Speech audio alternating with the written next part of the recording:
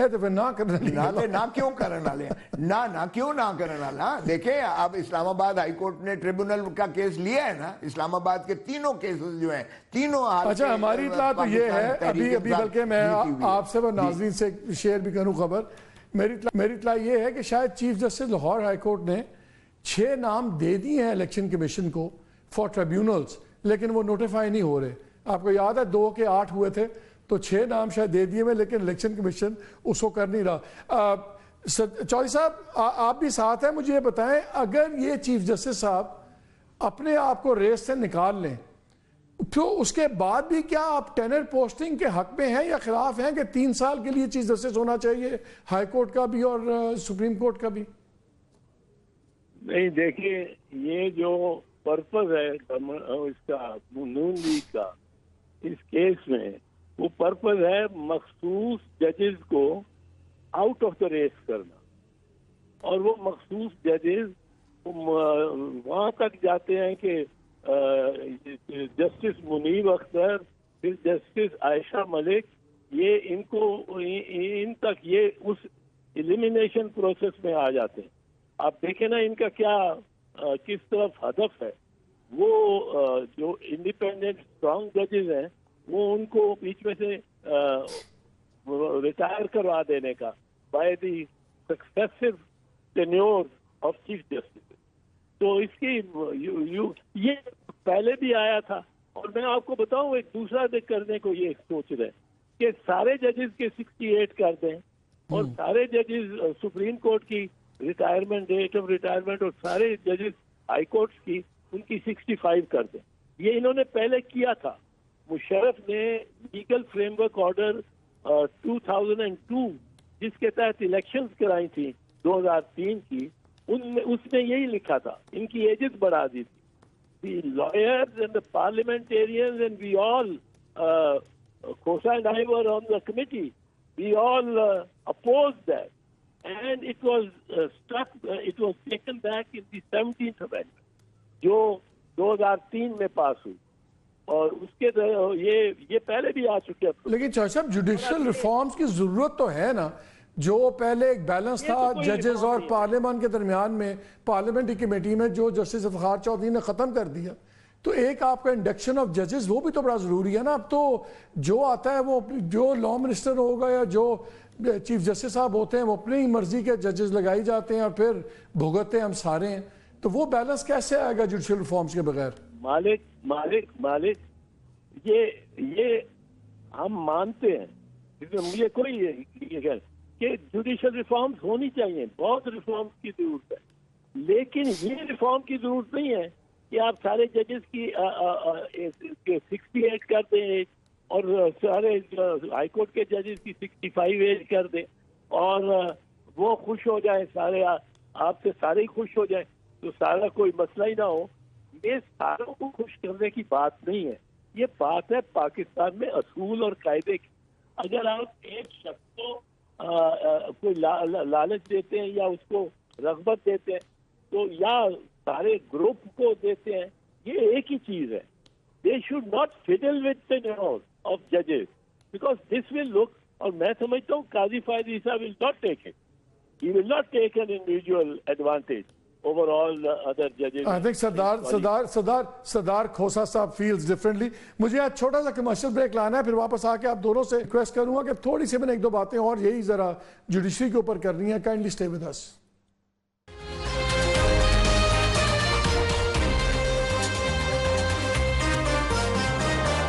Welcome back to the show. Khosa sahab quickly एक चीज बताएं, ये तो आज कोर्ट का जो फैसला था ये तो उन सीट्स का है जो ये बाद में अलग जो बांटी गई, लेकिन इससे पहले भी एक इशू था ना कि पहले आपको सुन्नी इत्तेहाद को माना गया, फिर डिक्लेयर इंडिपेंडेंट कर दिया गया, फिर इन्होंने सीटें बांट दी, फिर दोबारा ये सीट हुआ। तो क्या अब आप उस स्टेप को भी चैलेंज करेंगे जो पहले सीट्स बांटी गई हैं, एलोकेट की गई हैं, उसका रास्ता खुला है? बिल्कुल खुला है, हमारी दोनों पिटिशंस मौजूद हैं। एक तो हमने कब की हुई है कि 9 May was an orchestrated drama played in order to annihilate and political party PTI को ख़त्म करने के लिए एक साजिश थी जो लंदन प्लान का हिस्सा है।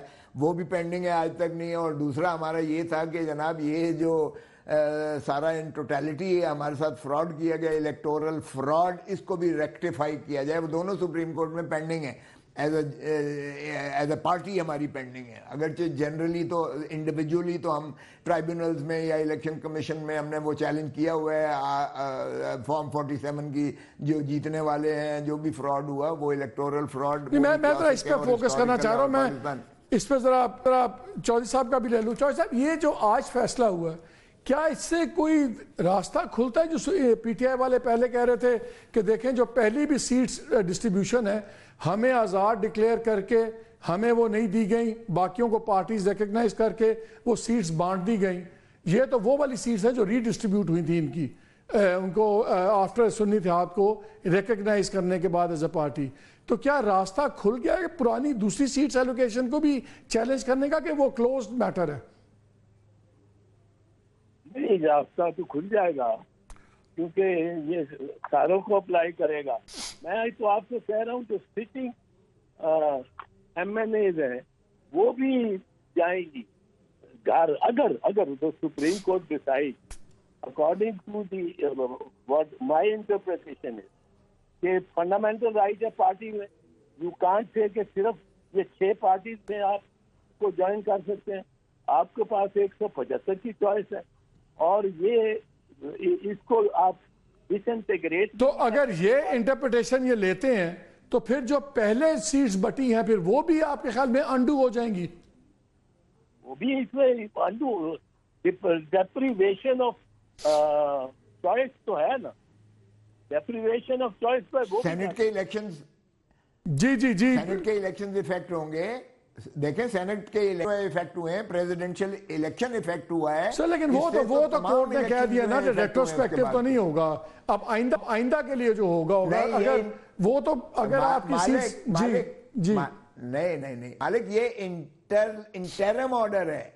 At the final order, if they accept it, they can even say that it has to be reversed in totality and bring it back to that same stage. अभी ये that might be impossible. Chaudhary साहब, is that possible? मेरा ख्याल है अगर वो reverse भी होता है तो वो फैसले तो रहेंगे, वरना तो बहुत ही अंडू करना पड़ेगा। वो तो शायद पॉसिबल ही ना हो। वो नहीं, कैसे घुस बैठिए आ गए पार्लियामेंट में, कैसे? जी चौधरी साहब, इफेक्ट होता है जी। नहीं ठीक है, एग्री लेकिन लेट मी हैव चौधरी साहब फाइनल वर्ड ऑन इट। होता है सर, वो सीटें जाती हैं उनकी, पर उन्होंने जो वोट कास्ट किए हुए हैं ये आर्टिकल 67 है। आर्टिकल 67 से तो फिर सुप्रीम कोर्ट आपके ख्याल में इतना बड़ा पेंडोरा बॉक्स खोलेगी कि प्रेसिडेंशियल अंडू हो जाए, सब कुछ अंडू हो जाए? In the House shall not be invalid on the ground that some person who were not entitled to do so that voted and otherwise took part in this proceeding. तो ये वो cover करेगा। ठीक है, लेकिन numbers change हो सकते हैं। प्रेसिडेंट को, स्पीकर को, प्राइम मिनिस्टर को वो कवर हो जाएंगे। ठीक है, but their membership will go, membership घट भी जाएगी। ठीक है चौधरी साहब, आपका बहुत शुक्रिया। सदालती खोसा साहब का बहुत शुक्रिया। नाज़रीन, आप लोग 2-3 चीज़ें बड़ी क्लियर हो रही हैं। एक तो ये हो रही है कि शायद जो फैसला पीटीआई ने उस वक्त किया था, जब पार्टी अपने आप को हटाया और सुन्नी इत्तेहाद काउंसिल ज्वाइन की, अगर वो ना किया होता तो आज हाइंडसाइट का फ़ायदा ये है कि शायद इनकी सूरत और बेहतर होती। वहाँ कुछ लोगों का ख्याल है कि अगर ये पार्टी के तौर पे रहते तो शायद पार्टी को भी और ज़्यादा उड़ा दिया जाता। लीगली अगर इतना आसान नहीं था। लेकिन इंटरेस्टिंग सिचुएशन ये है कि आज के इस इंटरम ऑर्डर के बाद ये एक रास्ता खुल गया है कि कल को ये भी क्वेश्चन में आएगा कि अगर ये राइट मान लिया जाता है मेंबर्स का ज्वाइन करने का किसी भी पॉलिटिकल पार्टी को, पार्लियामेंट्री पार्टी को नहीं, तो फिर जो पहले इनको इंडिपेंडेंट डिक्लेयर किया गया था और इन्होंने सुन्नी इत्तेहाद ज्वाइन कर ली, लेकिन उसके बाद फिर आज़ाद डिक्लेयर कर दिया गया और वो सीट्स ओवरऑल बांट दे दी गई बाकियों को, तो फिर तो वो भी पेंडोरास बॉक्स खुलता है।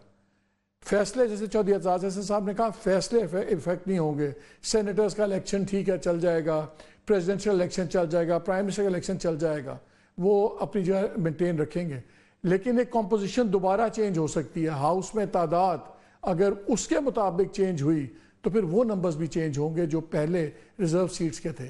उसके बाद एक टोटली डिफरेंट एक पार्लियामेंट का सामने कॉम्प्लेक्शन बन सकता है, और वो शायद बहुत से हलकों को पसंद ना हो।